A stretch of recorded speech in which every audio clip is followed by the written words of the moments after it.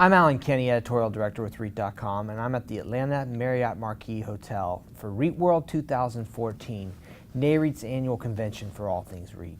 Join me is Ric Campo, Chairman and CEO of Camden Property Trust. So Ric, looking around the country, particularly at the markets obviously where you have properties, are you seeing any signs of overbuilding or any areas that might need some new supply? Well, we definitely are not seeing overbuilding at this point. It's sort of interesting because when you think about construction levels, they're definitely at peak levels relative to the the recent past. But what happened in multifamily, it happened in a lot of property types, and that is during the financial crisis, there was just no supply put in the market at all. So we really had a deficit of 400,000 or 500,000 apartments nationwide. So what's happening now is we're actually filling that deficit. But in a lot of markets like Houston, for example, occupancy levels that are at all-time highs, and the supply is really needed to be able to house people that are moving there. And so we don't see much oversupply anywhere really. Washington, D.C. has been sort of a market that people are concerned about, but you know, the job growth has been good, and we've absorbed a lot more properties, I think, than people realize there. Where supply is needed, probably Las Vegas. They haven't built anything there in a long time, and the market's starting to recover, but most markets actually need the supply to offset this deficit that was created during the housing crisis. Let's talk a little bit about the Millennial Generation. How are they impacting the way you're doing business, and what kind of things are you doing to attract that renter cohort?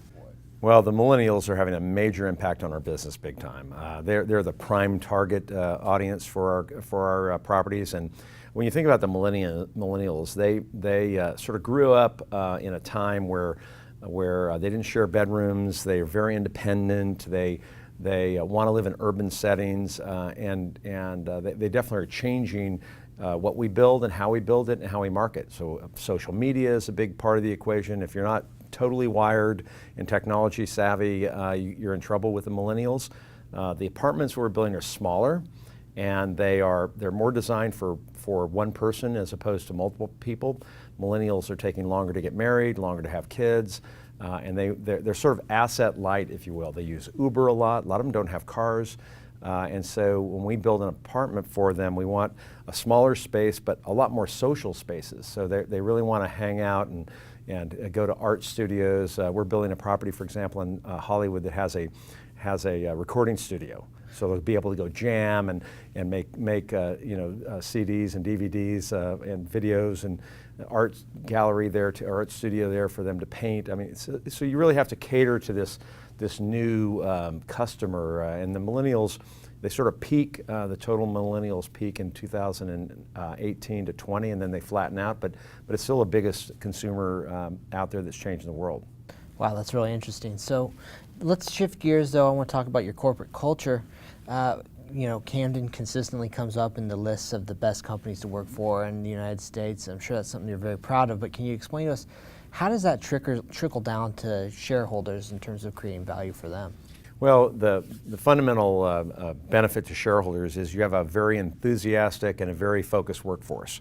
Because when you think about it, if your workforce isn't on point every day and focused on creating value for your customer, and I've always said it's really hard to put smiles on your shareholders' faces when your customers have frowns, right? So as long as we focus on our employees, we get the employees really revved up about where they work and why they work for Camden and what they do every day, then your customers are going to smile.